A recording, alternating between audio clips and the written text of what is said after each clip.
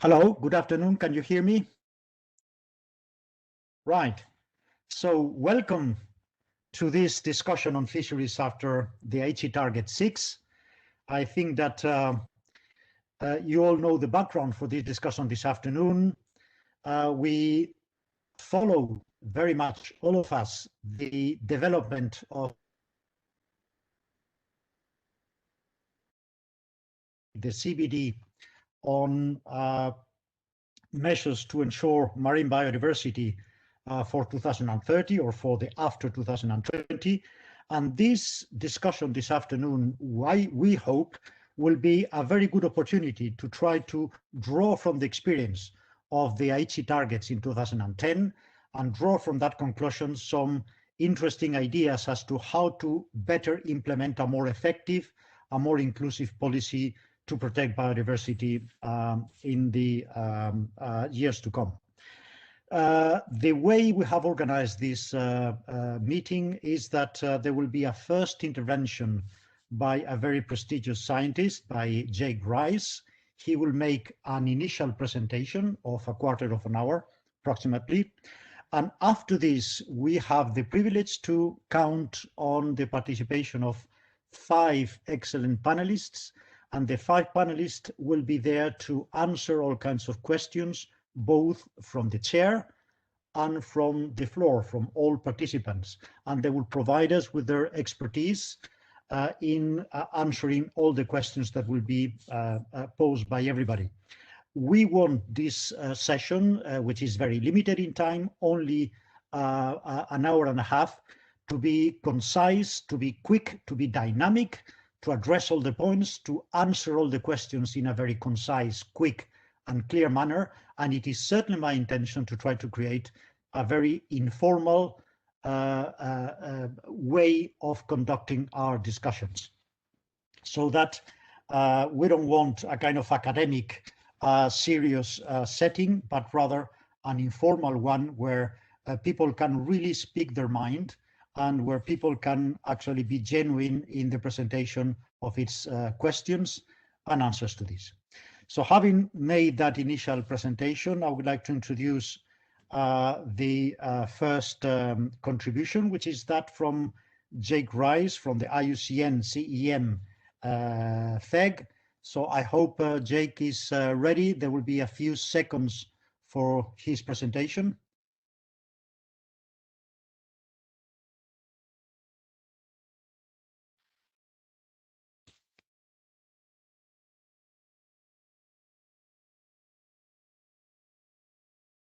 Everyone, at least morning from here.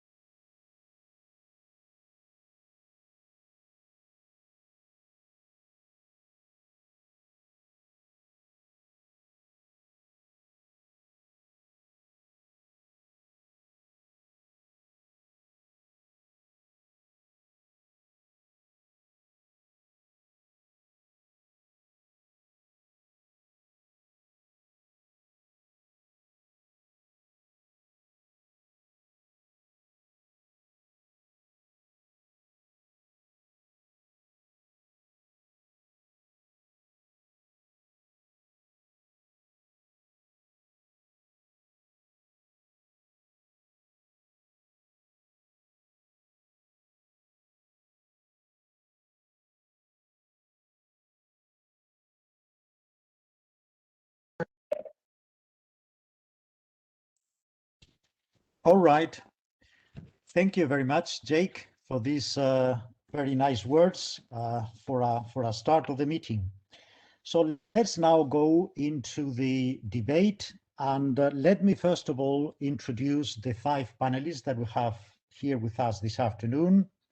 We have Kim Friedman. He's a senior fishery resources officer with the FAO's Fisheries Division, and Kim has a background in coastal and commercial fisheries and environmental management.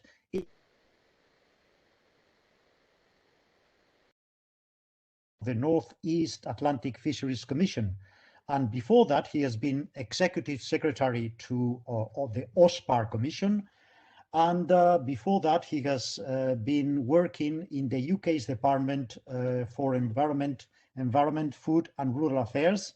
And he has been particularly in charge of the UK National Climate Change Adaptation Strategy. Then we have Dan Stedman. Dan Stedman is a fisheries and biodiversity technical specialist at Fauna and Flora International, the world's oldest international biodiversity conservation NGO. And Dan has worked particularly in shore fisheries management in the UK and focusing particularly on designing management measures for shellfish fisheries in marine protected areas. Then we have Vivien Solis Rivera. Vivien Solis is a biologist from Costa Rica and with a master's degree in systematics and ecology of the University of Lawrence, Kansas. She works in Cope Solidar, a cooperative for social solidarity based in Costa Rica that promotes the conservation of biological and cultural diversity as the main asset for the resilience of indigenous people and local communities to new challenges and opportunities. Then we have Joseph Apiot, who coordinates the work on marine, coastal and island diversity at the CBD Secretariat, where he works with governments, international organizations and other stakeholders to support the implementation of the convention. So those are the panelists. And then before we start the debate, let me just make a couple of comments. On the practical side, I would like to remind all participants at this meeting that they are welcome to propose questions to the panelists. And to do so, please use the question and answer box that you will see normally on the right-hand side of your screens. And please, even if you do questions, if you ask questions to a specific panelist, choose the option to all panelists. Then once you use that option to all panelists, so we all can easily see what is your question, then you can specify in your text if your question in particular is addressed to any particular panelist. But please remember, ask your question using the option to all panelists, not to anyone in particular. And a reminder also to participants that the chat box is available for the panelists, but it is deactivated to participants. So if you want to ask questions, please use the question and answer box. Then for the debate, I will shut up very quickly and give the floor to the panelists. But it is my intention actually to conduct a rather lively, quick and dynamic debate. This is not now, after the initial intervention, the time for lectures or for long statements. This is really an occasion to ask our 5 excellent panelists relevant questions and for them to answer in a clear, concise and brief way.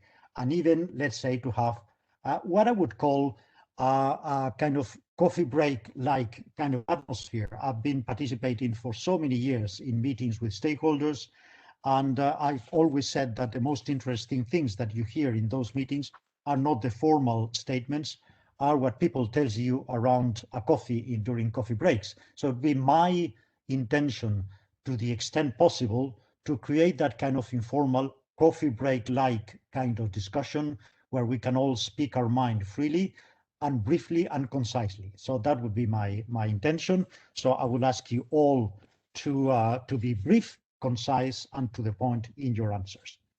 And let me start and take abuse the privilege of being the chair to start with my questions. First of all, I would like to know if any of the 5 panelists has any pressing thing that they want to ask or to answer as related to Jake Rice's presentation. Is there anybody who wants to make an important remark to Jake's presentation? Something for the benefit of the debate? Anybody, any panelist? Raise your physical hand, like I will see you much better than the electronic hand. Okay, right. So then let me use and abuse my privilege as chair to ask the first couple of questions, and then we will see the flow of the discussion where it will lead us. Let me use my personal experience to tell you that I don't know exactly what your experience is, but in mine, I have seen that the reaction by much of the fishing industry to these exercises already in the Aichi targets of protecting marine biodiversity has been presented as something somehow hostile to the fishing industry. So more than being an active stakeholder, sometimes the fishing industry has tried to resist or oppose these measures. So it is clear to me that for the success of the operation we are discussing now, it will be extremely important to have the fishing industry as a very active, as a very even proactive actor in all this process.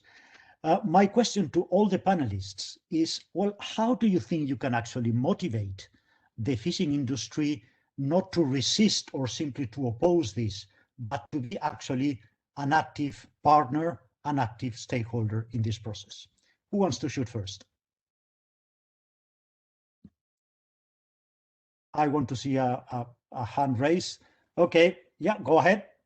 Well, I'll jump in as a fool into the thing. I think it's an interesting point. I mean, I guess from a personal perspective, you know, marine, let alone fisheries, representatives within the CBD process, I guess, are probably quite thin on the ground. I'm sure, correct me if I'm wrong. So, I mean, trying to engage with something so high level might be difficult. I know that there is a really complex process ongoing now, which hopefully is working. But I think, in a way, I guess ultimately, I think it's about making sure that language that we end up with in this framework is inclusive enough to encourage further engagement as you go down. In a way, it's not so much, to me, probably the final wording is not so important as much as what opportunities does it create for engagement? What opportunities does it create for further development in a cooperative way between, say, the biodiversity sector and the fisheries sector? So I guess that's my initial thoughts on that. Okay, thank you, Darius. Any other panelist wishes to? Vivienne, floor is yours.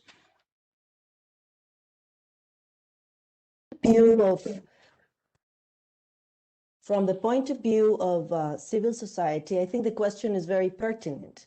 But it's also the discourse, you know, that we might be considering, because this issue of blue economy and how we can really promote through industries the adequate responsible fishing should really take into consideration other sectors, and other sectors that are much more vulnerable than the industries themselves, that might have been a very important role in producing fish and using it sustainably, but do not still have the rights to do that. So I think we should broaden this issue and the discussion to really consider how can blue economy and industry do not become another tool to really exclude other sectors from their right to use sustainable marine resources. Thank you. Thank you, Vivienne. And I realize now that you raised your hand earlier on. Perhaps you wanted to comment on Jake's presentation. If so, please don't hesitate, do it. Thank you. Just a second. I was going to say that I thought that Jake's idea that targets had to be concrete and very pointing on the subject needed to be done. And up to now, the Global Biodiversity Framework still has not reached that point, the second draft. Thank you. Thank you, Vivienne. That's a very interesting point. I see now Kim. Please, Kim, go ahead. Yes, I think what is said and what is heard is so important. If you want to convince anyone to come into your house, you have to speak to them in a language which is welcoming and which is inclusive, a bit like what was said before. And I think we see this problem, and it's well described by the Secretary General, Ms. Marema, that fragmentation of these communities is something that's built up over years. And for them to walk in and speak with each other, we have to understand that this is a welcoming place where we're all looking at a joint aim. So we've got to think about simplicity and complexity, but also how we characterize the opportunity for fisheries, so they don't feel like they're walking into an ambush. Thank you. Thank you, Kim. I see Daniel. Please, Daniel. Yeah, thank you, Chair. Yeah, just building on both of Vivienne and Kim's comments, I just wanted to talk about some of the language used at the very highest level of the convention, or this next phase of it. And I think it's really important that the current framing is around, and I'm kind of quoting verbatim, transforming society's relationship with biodiversity. And I think that in and of itself is an opportunity to, as Kim says, talk more constructively about the role of fisheries in securing a healthier planet. So, I mean, we know it's a practice that obviously involves the direct mortality of wild species, but I think it really is a chance for the fisheries sector to talk or to promote more the kind of custodial nature of its role and emphasize these really inseparable links between harvesting and conserving.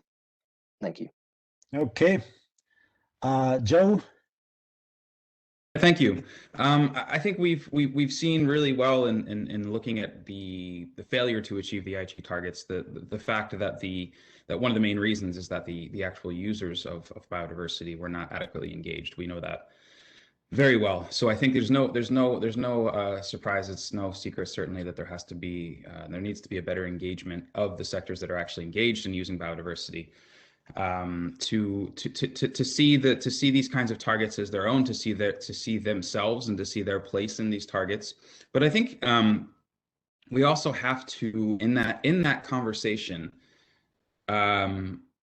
not pretend that there won't be some discomfort. I think we know that there will have to be changes. The reason that we're talking about these things is that the status quo is not working. So I think, I mean, these are similar kinds of discussions when we talk about getting all stakeholders around the table for things like marine spatial planning.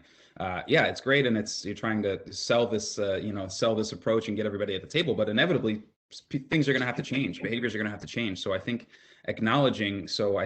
having that conversation on the basis of shared goals and trying to accommodate different languages and different ways of doing things, acknowledging where things are going well and where things need to be scaled up and where efforts are earnest in many places, but also acknowledging where things have to change and where there will be let's say losers in certain places, where things inevitably, the way that certain activities are going, will have to change if we want to see the status of biodiversity change. So I think it's having that conversation in a very open, inclusive, but very honest and frank way, and around what actually has to happen on the ground for things to improve.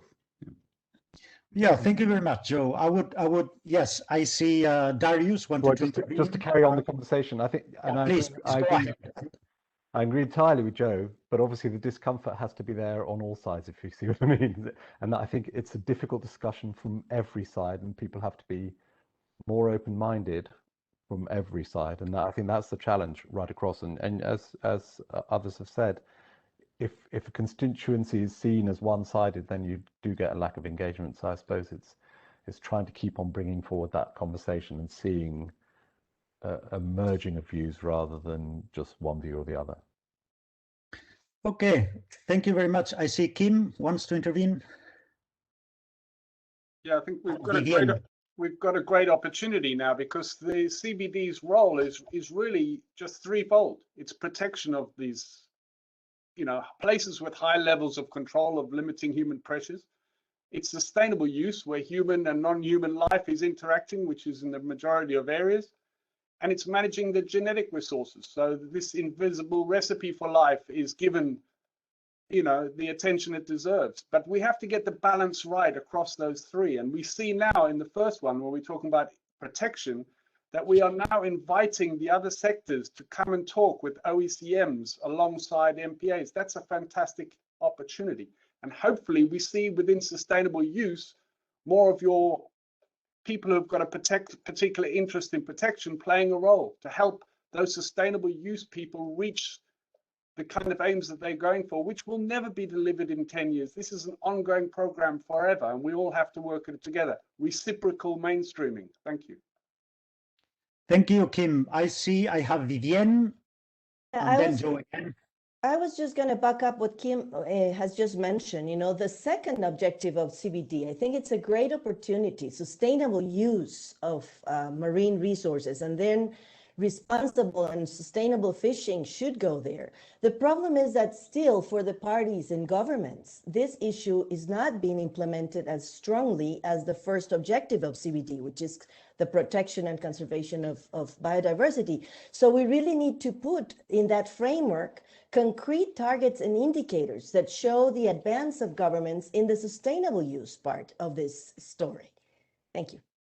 Okay, thanks very much. And I have I think Joe wanted to chip in again. Yeah, thank you. And you know, I think my earlier point was well, you know, further discussed very well. And I think I wholly agree. And I think one of the things that I wanted to add on to what I said earlier also was that another one of the major failures that we saw for the Aichi targets was that. And the rationale, I think, for the lack of engagement of sectors, and one of the reasons was that it was seen as very much a one-way conversation, a very much one side of the, you know, the more so the biodiversity conservation community telling another community what it has to do to change, and I think that's not a productive way to have a conversation. I think another major factor that we saw, speaking to the need to change from our conservation approaches, obviously. Is the fact that in the CBD world, we are also a bit, I think, hostage to the both perhaps the institutional nature of things as well as human nature, where people have their little silos. They have their thing, you know, they have their territory, and we know that people within governments at different levels have, you know, their office, their ministry. That I deal with CBD, you deal with FAO, you deal with that, and this is our thing, and they like to, you know, they have ownership over that. So I think that process of really having a productive engagement across ministries is something that has to break down both institutionally, but as well as in individuals and our individual understanding of the fact that, you know, we do protected areas, we do it really well, we do conservation, but it's not going to work unless you have the users on board, unless you have people on the ground who are actually using these things and depending on these things, actually engaged and involved in these things. And we know that very well. So I think there's as Darius said very well, there's changes that, and there's discomfort that has to happen on both sides, 100%. Yeah, I think that, thank you for this first round of replies, which I think I pick up from this one or two extremely interesting points that certainly deserve follow-up. I think that, first of all, as Joe indicated, there is this kind of silo approach by many of the administrations that actually get engaged and involved in the negotiation of the recommendations. And then there's this question that, well, to make an omelette, you have to break some eggs. So there has to be some discomfort. And as you indicated, the discomfort has to be probably as evenly distributed as possible to make the whole process fair. So let me ask you an additional question, which would be somehow the mirror image of my initial questions. Yes, we say that the fishing industry doesn't get involved because they see this as a hostile exercise. But then on the other hand, and this is my strong experience, the people dealing with discussions in CBD tend to be environmental administrations from countries. And it is well known that in many countries, if not in all countries, and in all organizations, the people from the environment tends not to talk too much to their fisheries counterparts and the other way around. So the question is that I have the impression, certainly, and the fishing industry absolutely has this impression, that these are things that are done by the environmental administrations, listening to their own constituencies and stakeholders, but ignoring and excluding all the fisheries constituencies. So my next question would be, how can we ensure that the people involved, largely or primarily people that work in environmental administrations, actually learn the value and consider more the need to engage in this process the participation of the fishing industry. How can we do this? Because presumably this is not fully happening today. Who wants to? Yes, I see Daniel. Yeah, thanks, Chair.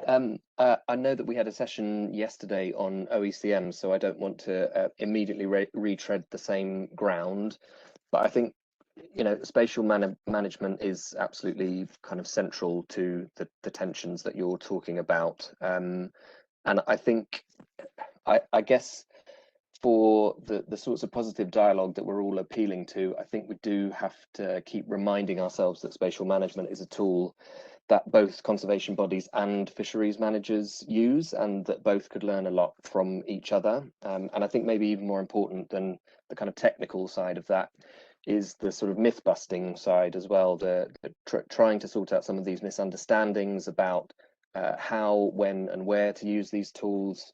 You know, I just think we need to talk constructively about the similarities and the dissimilarities between marine protected areas, area-based fisheries management measures, and you know, areas of small-scale fishery tenure. Thank you. Yep, thank you, Daniel.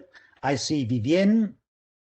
Yes, thank you. I was going to put a clear example from Costa Rica, and maybe the best thing would be to find these examples and then raise them up, you know, for learning. But we have, for example, the marine responsible fishing areas that are led by the fisheries sector. That's a shared management model where fisher organizations has something to say, some power in making decisions on the territory that they're going to be managing. And we have another governance model with the environmental institution, which is a state governance run by the Ministry of Environment that has some protected areas that have some management tools that differ, in some cases, more open or more close for the fisheries. But the difference between the two has only been the maintenance of the right of the fishers to fish. That means that the way in which we have to manage is actually getting organized in how well the governments can really provide the rights to access to these communities in an ordering them, and also being able to prioritize the uses in terms of food security, for example, or conservation in some cases. But I think there are very different approaches to it, and we should show the benefits or not of these two approaches to be able to learn together how to conserve biodiversity in the sea. Okay, thank you, Vivienne. And I have Darius in my list next, and then Joe. Yeah, hi, just to follow up some of those points. On the question of fisheries stakeholders maybe feeling squeezed out of the last process. I mean, it's interesting that Jake in his presentation was highlighting that he and Gunstein, both very, very involved in fisheries, were, you know, involved in the drafting of that Target 6. And in fact, when you look at the Target 6 now, it's pretty much mainstream for fisheries. So it's not frightening for us at all. So it's interesting that there's obviously been a transition anyway, generally, you know, whether it's FAO or CBD or anybody else, to these sort of standards being the norm and the thing that we all are trying to do within the fisheries governance side.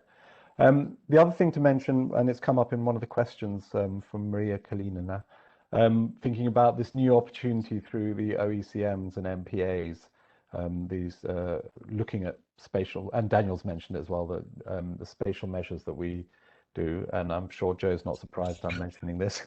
I think this is one of the really exciting areas that we could be looking at, and we did have a workshop quite recently through the International Council for Exploration of the Seas, looking at how how guidelines on how to interpret OECMs can work, but there are real opportunities and real risks as well on that. If you create sufficient structures that allow for flexibility and for engagement, I think there could be fantastic integration of objectives in terms of biodiversity, but through different measures, whether they're MPA measures or OECM measures. But it does rely on some flexibility as well. If it's imposed from people who don't understand the fisheries sectors from outside, then it's more likely to fail. But if it's again back to this genuine engagement, saying, look, what can we do? What can you do? How can you help us do this? on our fisheries measures. How can we help you with your MPAs? That I think, there's some real promise there. I think real promise. Okay, thank you, Darius. Then next in my list is Joe, and then Daniel again. Thank you. So I think I wanted to take some lessons that we've learned from the Sustainable Ocean Initiative Global Dialogue with regional seas organizations and regional fishery bodies, which is a process that we in the CBD coordinate together with our colleagues in FAO and UNEP to bring together regional seas conventions and regional fishery bodies to discuss areas of collaboration at the regional level and sharing lessons across regions.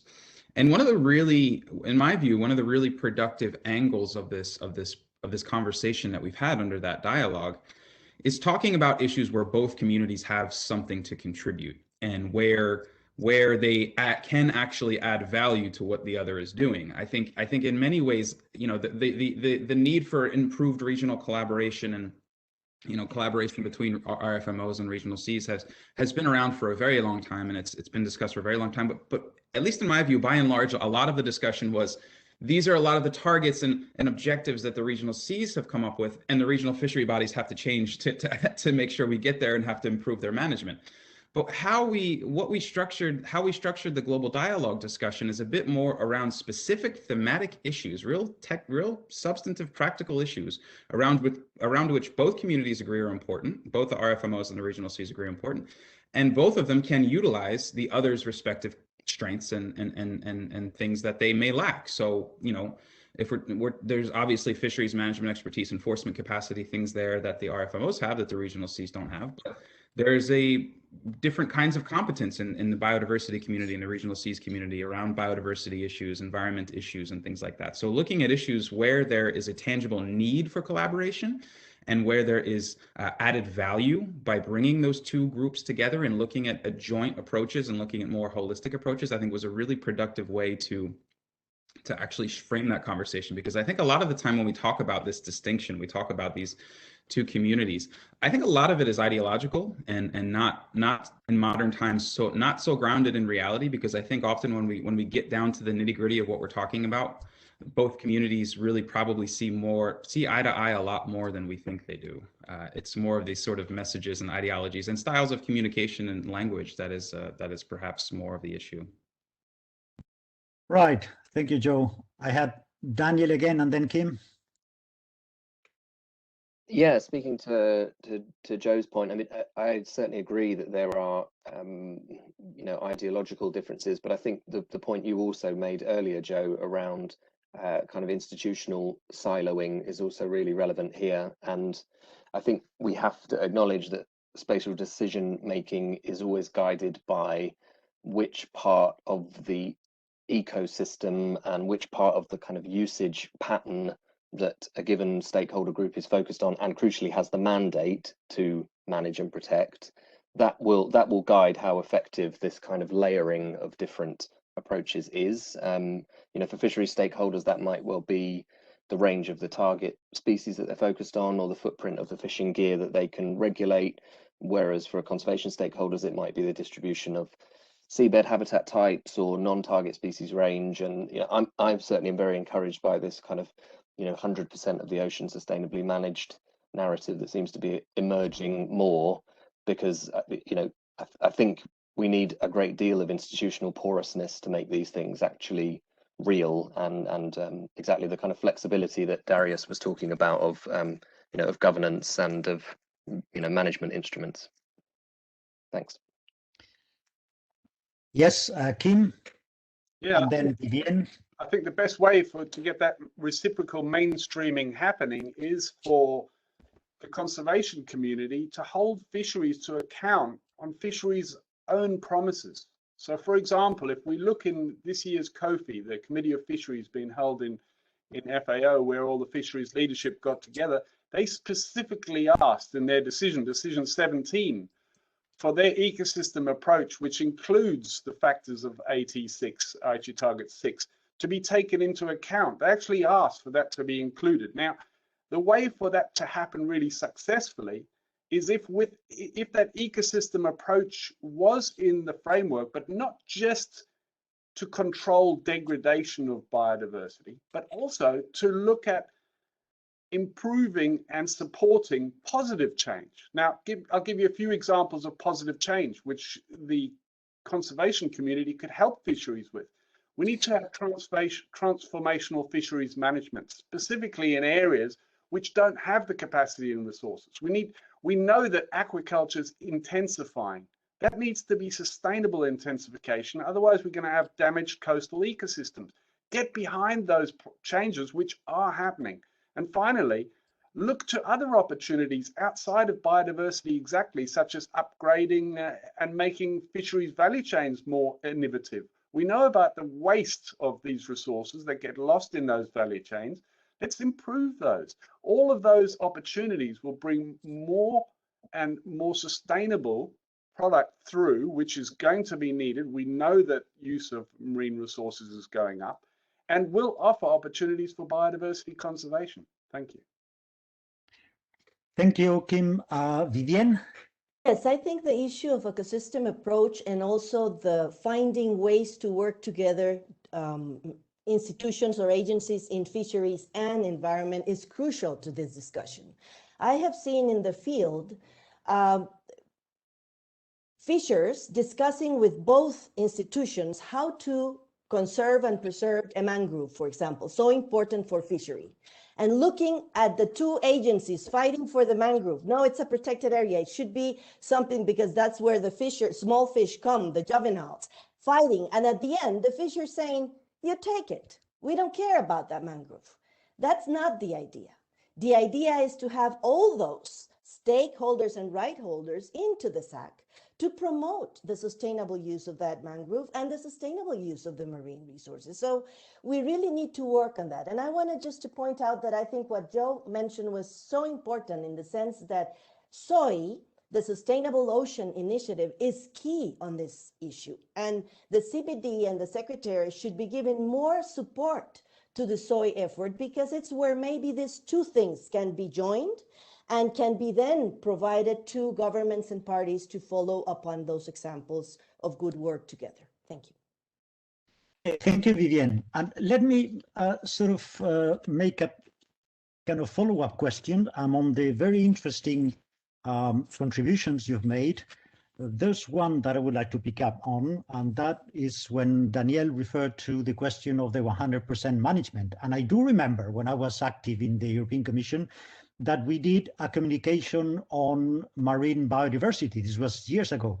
And I remember very well that one of the first conclusions, perhaps the first one, was let's manage all our fisheries correctly, and that in itself will already be a good contribution to preserve marine biodiversity. From that point of view, let me ask you the first question. We have talked about the need to associate the fishing industry to ensure that they are part of the system. Then we all know very well that when we talk about area-based measures, we can, roughly speaking, distinguish two kinds. Area-based measures for the specific purpose of protecting marine biodiversity, and area-specific measures for the main or exclusive purpose of managing certain fisheries resources.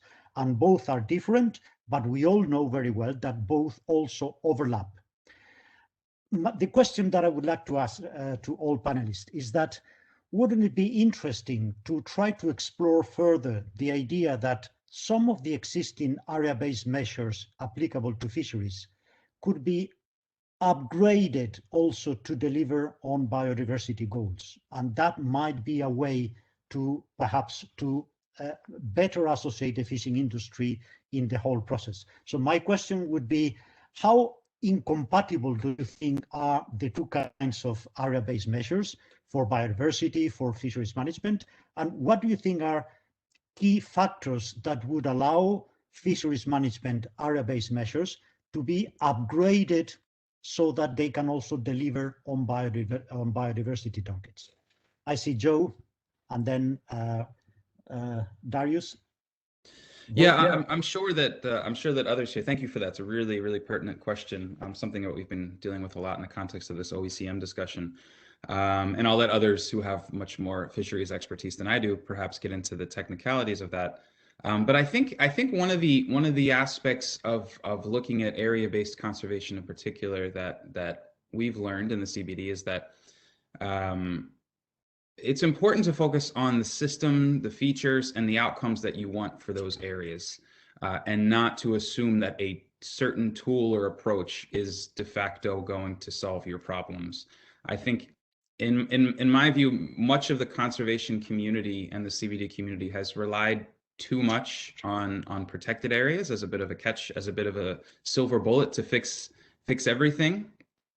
And we've seen that in many places. In fact, other measures may have been less costly, easier politically to get through, and perhaps more effective in the actual outcomes and objectives that we wanted to achieve.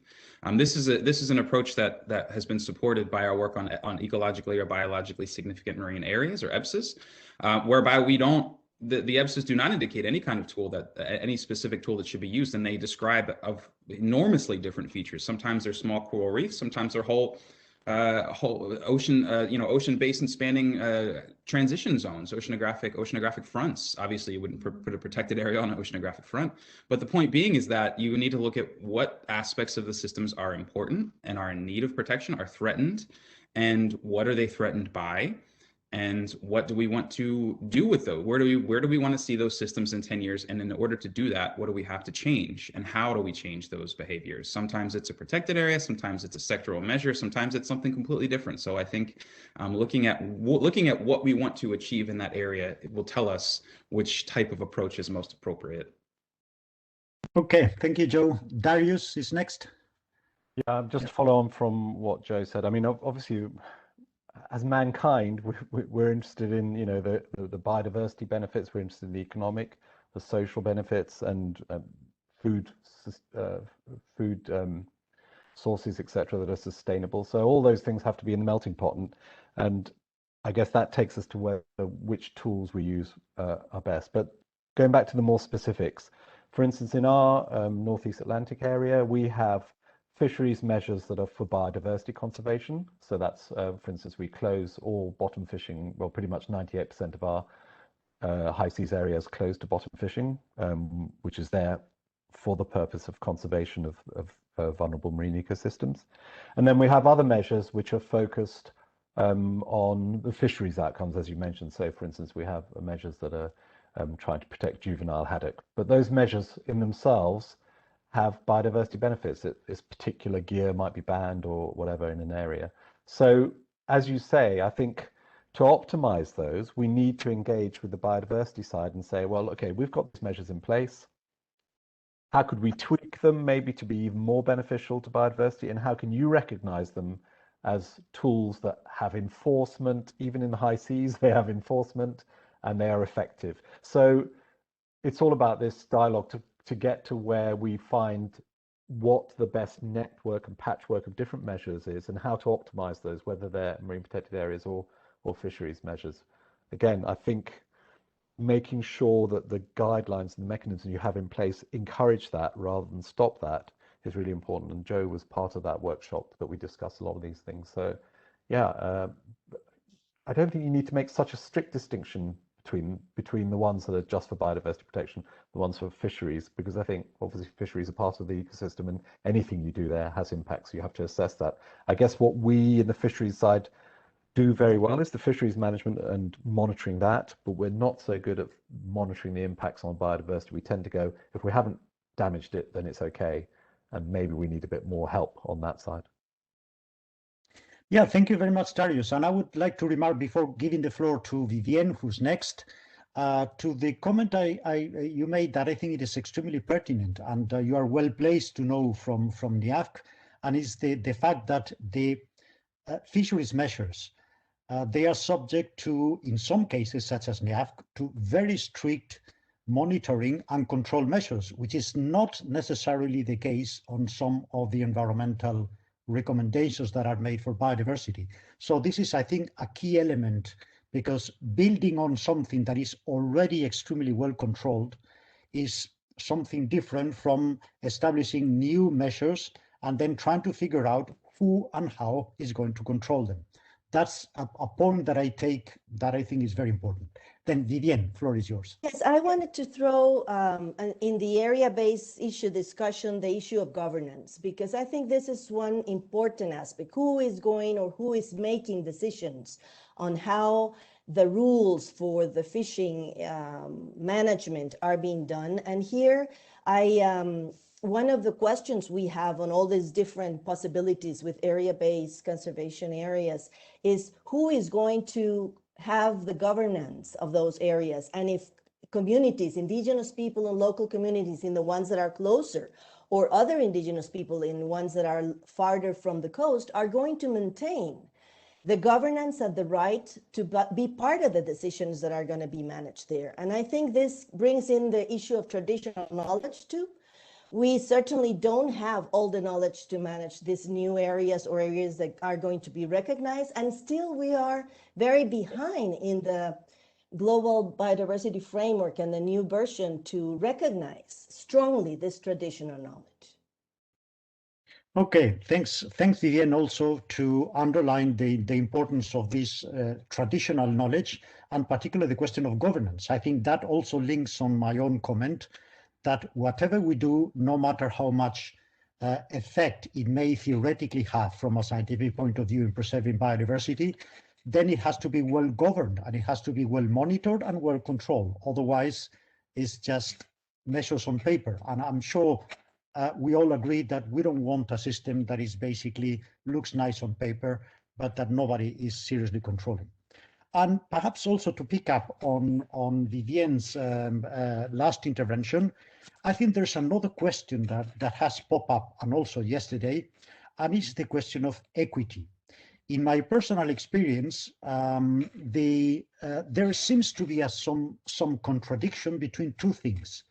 On the one hand, we all say, or at least we all pay lip service to the idea that we have to protect coastal communities, that we have to protect artisanal fisheries, small scale, and things like that. We all theoretically agree on this.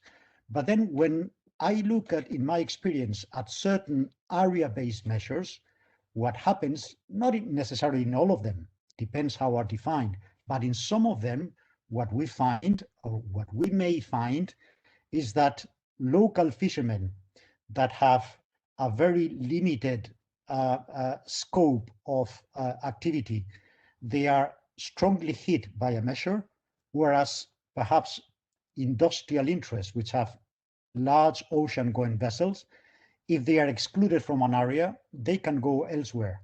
So the area-based measures might, in some circumstances, actually make life considerably more difficult to small-scale coastal communities than to ocean-going vessels. Yet everyone tends to agree that we have to give a special treatment to small-scale fisheries. So my question would be twofold. First of all, do you think this effect actually exists, that we have a certain contradiction? And if so, how would you address it? Yes, Vivienne, I'm sure you will volunteer on this one. No, I'll be fast, but I think the relational and subjective elements of people-ocean relationships has not been able yet to be placed fully articulated at the policy level. And I think that's an issue, right? We need to learn how gender, class, ethnicity, race, use, history, really relate to this. And we have been pushing forward for a very concrete and a specific target in the global biodiversity framework that has not been able to be there, which is to increase the extent to legal recognition of indigenous people and local communities and other communities, water stakeholders. We really need to be strong in the need of a human right-based approach. And this is a big issue, because the second draft is really weak in recognizing this human rights-based approach to the conservation of biodiversity. And how do we measure that? Well, we measure that in a very concrete case. Let me put my own country. 8 fishers, small-scale fishers out of 10 are non-formal in Costa Rica. That means they are, for the conservation world, illegal. They're not illegal. They have lived in these territories for a long time, but they don't have the right, neither to the tenure to place the boat, neither to the access to the sea. So this is an issue that it's talking about the livelihoods of people.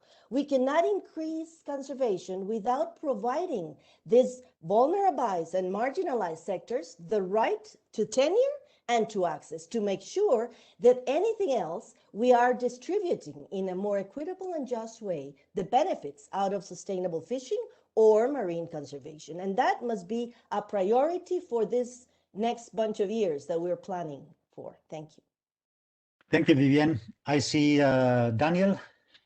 Yeah, to respond to Vivian there, I think a bit of insight, I suppose, around why potentially the current formulation of the framework might be failing the small-scale fishing sector is that I think that securing responsible tenure in the kind of modern ocean, I think it puts small-scale fishers sort of somewhere between a conservation and a fisheries management mindset. You know, that it might well be that at times a small-scale fishery constituency would align with a conservation mindset, would favor sort of quite risk-based management of inshore waters and restriction to the use of only specific low-impact practices. However, on the other hand, their kind of cause associated with, you know, securing rights in inshore waters might be more dependent on fisheries management stakeholders. And I think added to that as well, you also have the conundrum that these kind of delineations between small scale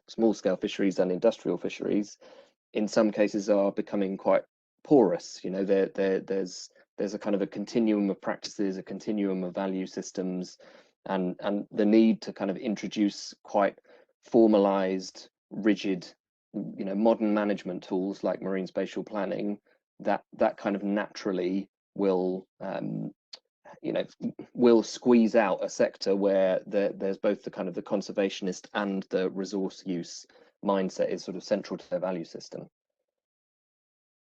Right. More interventions? Vivienne again. Yes, just one short one. I think the fishers, the small-scale fisher movement worldwide, and the FAO has really advanced in the small-scale voluntary guidelines for this managing in an integral way, holistic way, how to approach this.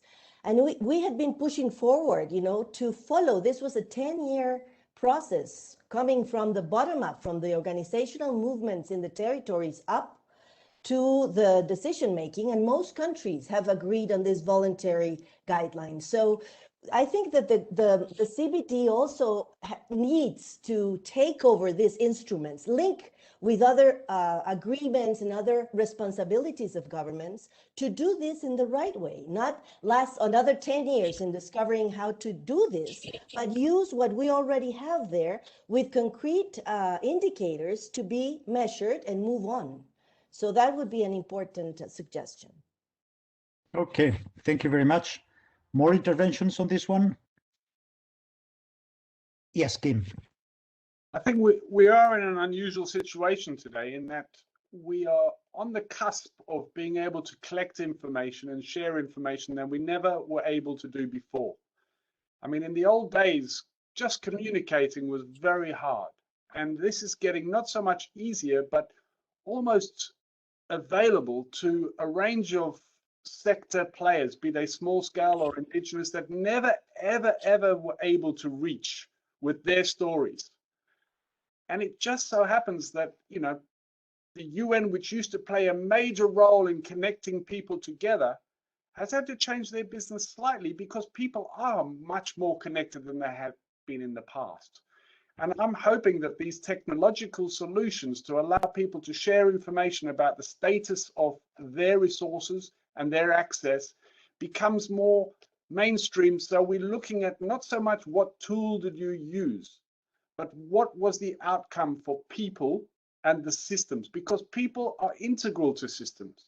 And we need to promote a better relationship between human and non-human life across the 90 to 70% of ocean and coastal environments that are never, ever going to be in what we call excluded areas or people excluded areas. That's the place where we need to do better business.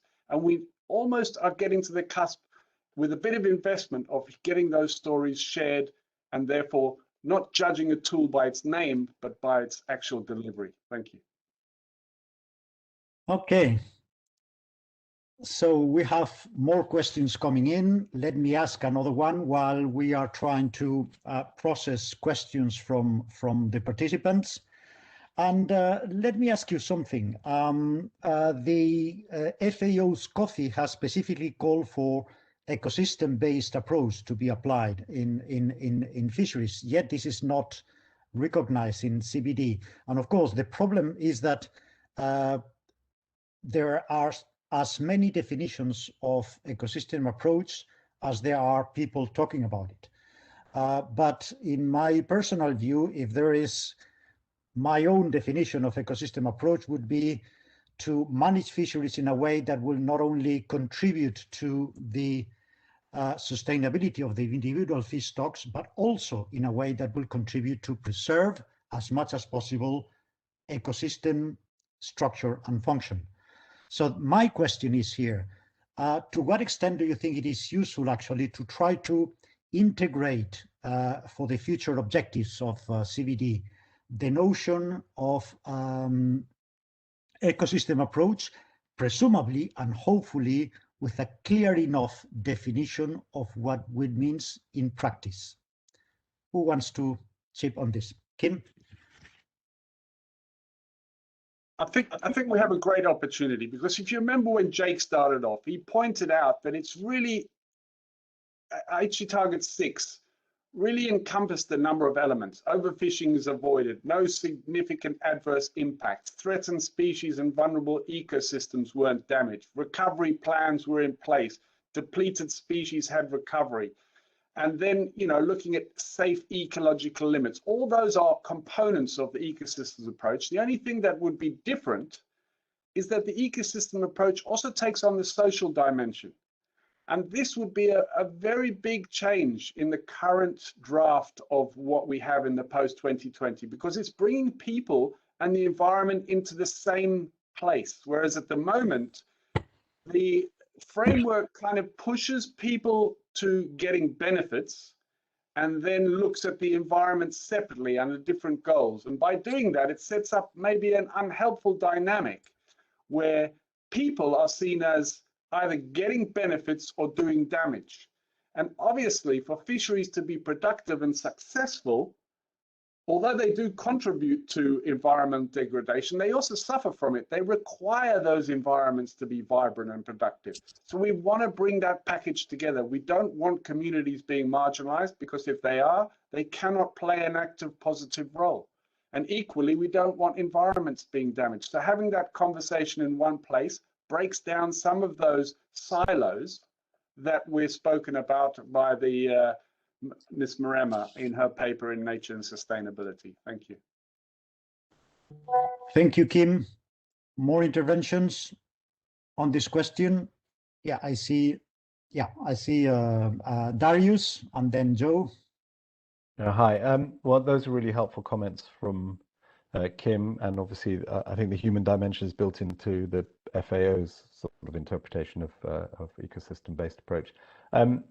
I guess just to say from the snails or the fish's point of view down at our level, I guess we're not so worried about the finalizing of definitions of these terms at the highest level. For us, it's more about getting our scientific advisors to tell us, you know, we work on the basis of how many fish do we go out and catch, what sort of technology do we use to catch it. So we need concrete advice, and that's what we rely on. So in our case, we rely on the International Council for Exploration Seas. Fantastic system, lots of scientists from lots of different countries working together.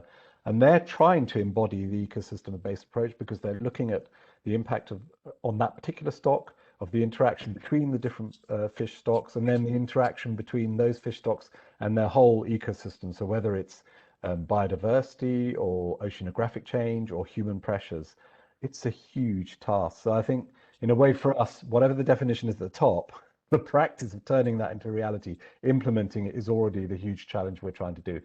It's going to take a long time, and it's just constantly developing. But just to say, it is in process, and we're trying to do it. So however you define it at the higher level, in the end, implementing it is a really big challenge. Mm-hmm. Yeah, Darius. Joe, you're next. Yeah, thank you. Yeah, the sort of the absence of the ecosystem approach to fisheries in the framework itself, something I noted a while ago with concern to to my colleagues here as well. That but of course, as we have to remember, this is a process driven by the party, so we can watch by and facilitate, but there's only so much the secretary can do. But nonetheless, yeah, I agree that the ecosystem approach needs to be strengthened in the framework. But I think just as important is to talk about, what are the aspects of the ecosystem approach that the CBD and its parties and the CBD community feels that it is basically, has something to say or should be looking after to some degree, or bringing the attention on. So I think to say that the ecosystem approach, even to put the words there, as you said, can mean different things to different people. And there, of course, I think there is a pretty, there's pretty solid understanding generally of what it means. But just as important is putting in there what are the components of the ecosystem approach that the CBD framework and that the post-2020 framework needs to pay attention to. I mean, the FAO is doing a lot and clearly has much more. Clearly they're the organization that's looking after many aspects of fisheries. So, and not just the fishery sustainability, but all, the whole aspect of the ecosystem approach.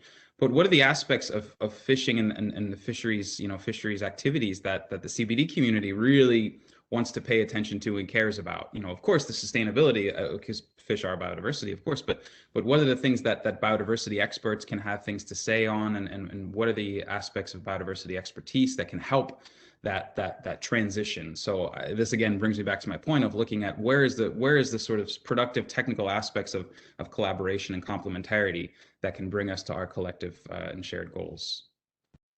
Okay. Yes, Daniel. Yeah, I think that from a conservation community perspective, I'd be very supportive of a better understanding of, I guess, what the fisheries sector's ecosystem-based looks like compared to what the conservation community's ecosystem-based looks like. I think for me, a key area of possible divergence is around particularly, FFI works predominantly at kind of coastal exclusive economic zone level rather than in the high seas, and obviously in particularly low and middle income countries in the tropics, where you might have one very under-resourced fisheries department that's got competency for a whole range of different fishery types, different species, different ecosystem types. There, I think if to truly build towards fisheries being ecosystem based in their management in that context, I think we do need to have a better understanding of the kind of relative risks and impacts of different fishing gears and different practices, and how the kind of interactions between biodiversity elements and specific practices play out. Because I think without that kind of segmented understanding of different fleets and their different roles in kind of regulating the ecosystem, then I think it will potentially stay as just a theoretical framework rather than something that actively delivers change. Thanks. Thank you, Daniel. Vivienne, floor is yours. I was going to say that the main challenges that we are going to face, are obviously climate change, invasive species, and probably this issue of an ecosystem approach is very, very needed to be at least started by governments, a more holistic way. For example, let me put the example of my country again. Costa Rica prohibited the trawling, but we are importing trawled shrimp from Nicaragua. That's a very concrete issue. Do we really want to keep doing these things in a non-consequent way, or are we going to, maybe if we are training and making capacity building on governments in how this ecosystem approach works, and that CBD has a strong responsibility on, we can be looking beyond our limits, our geographical limits, to see some of these ecosystems in a broader way and work together with different countries and different ecosystems types to improve the condition. Something very similar is happening with invasive species. Now we are not shrimping, let's say, you know, in the traditional way, because that's a damaging way of obtaining the fish. But we have an invasive shrimp in our Caribbean that now is increasing because there's no way to pull it out. And so, you know, these issues that are very practical for the fisheries in some countries and in concrete territories need to be brought up to the global discussion to be able to look for the right ways of approaching them. Thank you, Vivienne, because you have raised, among many others, an absolutely fascinating issue. And I think this is extremely important, what you say, the question of the displacement of the species and so on and so forth. Because one of the questions I wanted to ask is that the focus has been not just on MPAs, but it has certainly been on area-based measures. And then that poses two problems. A traditional problem, which is the area-based proposals in the context of large pelagic ecosystems are of more dubious effects. One thing is to protect a coral reef. Another thing is trying to protect a pelagic resource, which can swim around the whole, almost the whole globe. So that in itself is a problem for the kind of traditional approach based on area-based measures. But then you raised, Vivienne, an extremely important thing is that we all know very much so many cases of species being displaced, even demersal and sessile species. So that brings another question to the table, which is that how are we going to deal when we talk about area-based measures with these effects of climate change of displacing poleward the distribution of natural species? Shouldn't we thinking about some kind of mobile areas? Because we may decide that a certain area has to be protected for biodiversity, but it's not because of that that the species will necessarily stay there. So what do you think about it? Yes, I see Darius. Yeah, thank you. Well, I mean, I was actually going to make the point that, yes, of course, there's a lot of ecosystem impacts that fisheries are considering. Right now, we're having advice on, we think we've got very low bycatch of birds in our fisheries in NIAF, but we're looking at again, getting scientific advice. So I guess as Daniel said, there are components of the ecosystem we're constantly looking at, and I know other fisheries, such as tuna fisheries, are looking at that. Back to your question, Ernesto, I mean, one of the interesting things, again, that's happening in this dialogue on OECMs is that fisheries tends to have a very short cycle of regulation. So either yearly, we make yearly decisions driven by the science, or we have 5-yearly renewal. That's our style. That's often criticized from the conservation perspective because we don't put a measure in place for ad infinitum, and we don't put it, and it's seen as some kind of weakness. I see it as a strength because what we're doing is we're saying every 5 years we're going to look at our measures, see if it's effective, see it's still needed, and then renew it if it is. And that's the practice. I mean, we've had our VME closures in place for more than 15 years in some cases. None of them have been opened again. In fact, we've added over the period. So, but if climate change pushes things and we don't need to protect, of course, we will remove that protection and carry on. So I think that flexibility of management, if it's trusted from the outside, actually is a strength. If it's seen as some kind of perverse way of just undermining things and, you know, our intention is just to remove all those protections in 5 years' time when nobody's looking, then obviously, and that comes back to trust between all the players in this. If you trust that people are doing things for the right reasons and of interest, then you can accept that kind of flexibility. But that flexibility's got to be there. The other side of it as well is the social, economic, and political side. All our stocks are heading north. How do we then continue managing those fisheries properly when they've relied on stability of portions between the different member states and contracting parties? And that's a real challenge. We're still facing that in NIAF. We're still finding it difficult to cope with the fact that mackerel have headed to different areas. So I think there's challenges, but there are mechanisms to deal with that. Okay, thanks very much. More questions on this topic? Yes, Vivienne. Maybe just short, you know, saying that this is a pretty scary issue when you think that we in Central America, for example, have thousands of small-scale communities that are really getting their food security based on the marine resources. And This also places a big challenge at the global level because we need to have some adaptation measures, some concrete ways in which we are going to solve the feeding problem that we're going to face if this occurs, but also a challenge in information, to gather the right information. Because sometimes, we have been very worried about a particular species that disappear in our traditional knowledge system of gathering information with the fishers we work with. And they keep saying, don't worry, that species will come back in 3 years. And being able to work with them in a longer period of gathering information, they do come in 3 years back again, so we should really learn how to promote the sharing of knowledge, between these communities to make sure that what we are talking, it's what's really happening. And we are not only basing our decisions on models that are not really happening in the territories. Okay, again, this is extremely important, Vivienne, and I don't resist the temptation of telling a very short anecdote here. One of the most spectacular effects of climate change and the displacement of the species is what happens with anchovy in the Bay of Biscay. In the EU, we still manage anchovy in the Bay of Biscay, but the anchovy now is in Kattegat, very close to the Baltic Sea already. And I think the question is that I knew about this from the industry before I did from science.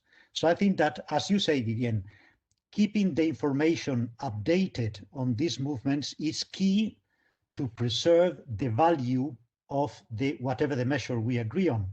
And I will add a corollary to that science can provide us with this knowledge and basically to provide this trust that Darius referred to, that I agree with. But even before scientists tell us what are the displacement of the different species and the effects that this may have in whatever measure to preserve biodiversity this will have, I think the industry knows first. So that would, in my personal view, militate in favor of having a system that brings in the industry, because they are essential players that will detect any changes of biodiversity in the sea, probably much earlier than scientists will. So what do you think about this? Kim? I think, Ernesto, if we think back about whether this top-down, bottom-up, we need to keep these channels of communication very real, especially in today's world. And remember that the post-2020 framework is not a work program. It's a political initiative signaling to people what's important. And then we need to allow that to couple with what's happening on the ground, recognizing, as you have, that the knowledge is going to keep evolving and needs to evolve. It's going to evolve every year, and it will evolve whether we like it or not. So we have to get on top of that. We have to adapt our policies, and those policies have to then be delivered in implementation. Those are decadal changes in the way we take new knowledge into the practices that we have, and we need to allow people to feed up from the ground level through communities, through fisheries organizations, and so on. And we all need to use the post-2020 framework to assist that process, not necessarily to dictate to it, but also to help signal what's important amongst the world's governments. And if they say that this ecosystem approach, taking people into account, is important, then potentially there'll be more investment in that kind of knowledge gathering, that kind of policy development, and that kind of implementation than might have happened if they said, no, put everything into MPAs. So it's really good that we get the balance of whatever programs put in there as a strong incentive to countries, as a signal, a political signal of what's important. Yeah, thanks, Kim. More views on this?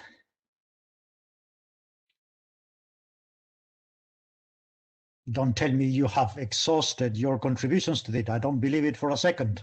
So don't be shy and add on this. I think that the number of fascinating issues is such that I cannot believe that you don't have anything else to say. If you don't do it, I will threaten you with further questions. So go ahead, please. No, I just wanted to say that I am tempted to mention very strongly that the ocean should really unite us, instead of dividing us. And when you're working in the field as we are, we see every day so much conflict that divides. This is good and this is bad. This is white and this is black. That doesn't do any good. We need to find the bridges, and maybe recognizing the efforts that everyone is doing to conservation of biodiversity. And in this sense, I want to emphasize that indigenous people and local communities have been there trying to conserve for a long time because they understand the resource and they have more than an economic interest, a life interest with this resource. And we need to open in this global framework moving forward to the future the space for these different knowledges to go in, smoothly, to be able to manage those territories. And that we need to do because conflict it's not good. It doesn't making any good to conservation of the ocean. Okay, Tim. I think this is where we need, if we can get it, more investment in the CBD, in real-time conversations over the coming decade, because settling on a few indicators right now as being the only way to report what's happening, considering the range of variation of processes that are happening on the ground everywhere, could actually hold us back. And potentially new technologies coming, especially in the case of understanding genetic technologies and what that means for the recipe of life and how we see those resources. That's going to be changing terribly in the next decade. So we need an active program within the CBD where those conversations can be held and what we've learned can be shared and what's working can be shared and also what's not working can be shared. So we can all learn and be on this journey together, build that trust, build those kind of communities across conservation and fisheries focus so we can work across those three aims of the CBD. Okay, I will sort of materialize my threat. I will ask you an additional question. We have a little bit less than 10 minutes to go, but I also wanted to raise an issue that somebody touched upon before. Is the question of enforcement, because it is all very nice to have MPAs or other measures, but who's going to police them? Particularly, we have very large-scale MPAs. Who polices large-scale MPAs? I think that we have a mismatch here between the fisheries world, which is subject in many cases, not in all of them, of course, but in many cases, to extremely strict control measures. Many fisheries measures are strictly policed, and I think Darius can tell us what NIAFC is doing and NAFO is doing and many other RFMOs. But then the question to me is that, well, if fisheries measures tend to be well policed, who is going and how to police measures which are somehow detached from the fishing activity and touch upon only exclusively biodiversity conservation measures? I take it, Kim, that you want to reply to this one? Just give you an insight of a conversation we had in Western Australia with the abalone fishery. So the abalone fishery recognized they had a heat pulse going through their fishing grounds and they wanted to stop fishing for a while to rest the stock, to let it recover. They realized if they harvested, the quality of the meat of the abalone wasn't so good, so they wanted to stop fishing. And the first thing they did in the negotiations with the government is say, but we want to go fishing at least once a week. And we said, why? You want to stop fishing? They said, because we want to be on the water. We don't want to send the signal that nobody's out there. Go and do what you want when we're not there, because we're actually not just fishing, we're part of that community. And when they see us out there, the poachers, the others don't come. They don't come into those areas. So there's a subtle misunderstanding that necessarily a fishery with fishermen in it is a danger to the environment. They are often there and funded through their own business to make sure that their resources are well protected. And I think we need to start thinking of some type of model, not just resting on the government to look after protected areas, because as you know, the government has a lot of social responsibilities which they're struggling to look after, never mind the environment. Yeah, I think that's extremely important. I see Daniel, but I'm sure that Vivienne would like to intervene also on the question of the role of the stakeholders themselves in enforcing whatever measure we do. But it was first Daniel and then Darius. Yeah, no, just echoing that point really, in the sense that I think it once again is a question of integration more than anything else. I think we have to recognize that actually in some locations that marine protected areas might well actually be some of the first steps towards active on-water management of any kind.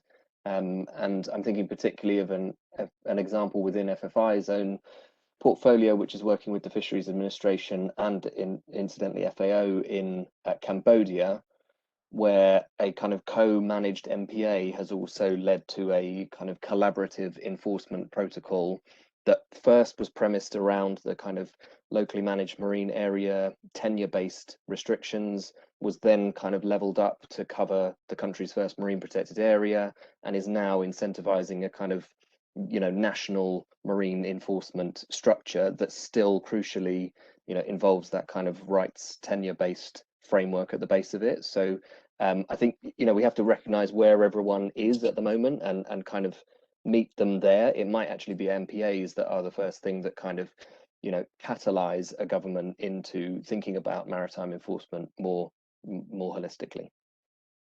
Thank you. Okay, Darius. I'm not sure if Vivian was before me, actually. Okay, then go ahead, Vivian. Oh, thank you. Thank you. Just a short one. I think this brings us back to governance again. And in the case of Latin America, we would be really trying to do that control. It will take forever. It's impossible because basically everybody is illegal in Latin America when they go to fishing because there's no formality. There's no right to the access to the sea in most of these areas. So I think this new narrative that Kim is mentioning is so important because we need to change the idea that everything that fishes does is bad and change that to really be able to support those actions that are happening in the sense of responsible and sustainable fishing. And that is happening in the communities, but we sometimes are not looking at that. Okay. Yeah, Darius, you wanted to... Yeah, I mean, I think there's a lot of things to think about. There's a difference between national waters where governments could actually control lots of things and international waters where obviously we as fisheries organizations through the Law of the Sea and the United Nations Fixed Stocks Agreement can actually control have global impacts of our decisions at regional level. While, for instance, NIAFC and OSPAR have overlapping MPAs and area-based management. And of course, we can enforce that, and OSPAR effectively relies on us to enforce it for most of the fisheries impact side, and there isn't a huge amount of impacts otherwise. But I think one thing I just wanted to mention was we also need to think about the fact that fisheries generates cash, and that helps with the enforcement. So I think that's one of the problems that I guess the conservation, it's readily grabbable cash, and there's lots of value in the biodiversity, I know, but it's not cash. It's not seen as cash, and so that helps us with enforcement on that it's directly related to money. And the other thing is interesting as well is that where you stop fisheries, you also lose a lot of scientific information because there's nothing being, for instance, if you stop activity altogether, there's nobody going there. So you have to pay specifically for scientific voyages, while if you've got fisheries activity, you get some information because the activity is going on.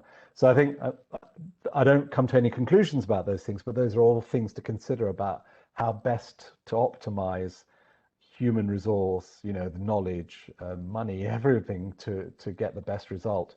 Whether, again, as I think Kim said, where do you go for perfection, or do you actually go for a slightly less perfect thing, but actually delivers what you want? I think that's all to be considered. Okay, I think this last point is extremely important, that we should see the fishing industry not just as an industry that degrades the environment, but also it's the people and the interests that has the biggest interest in preserving the environment in which they work. Just for the anecdote, and just to try to close the discussion, I live downstream from Spain's first ever national park, an alpine national park, beautiful. And there was a lot of controversy because the authorities have allowed cows grazing in the national park. So many people said, well, this is not a real national park if there's cows grazing. But in fact, the owners of those cows are the biggest defenders of the national park and the biggest enforcers of it. So I think that drawing from that example, I think that there is this extremely interesting notion that the fishermen are there not only to kill the biodiversity, but also to try to help and occupy the ground. I love the anecdote by Kim on Australia that people actually want to be there to ensure that nobody else is doing anything wrong to their environment. And I think this is an idea that I find extremely interesting for the future recommendations. So I think we are arriving to 5:30. So let me thank you all. This has been an exceedingly interesting debate. I've learned a lot, and I think this has been extremely valuable. I hope that the 38 attendees have enjoyed this. A few questions have been asked from the floor, which I have tried my best to integrate in my own question. So I don't know if Regine should close this formally, but let me thank you all for an excellent debate. And let me wish you an excellent evening. Thank you all, and God bless you. Thank you. Bye-bye. Thank you.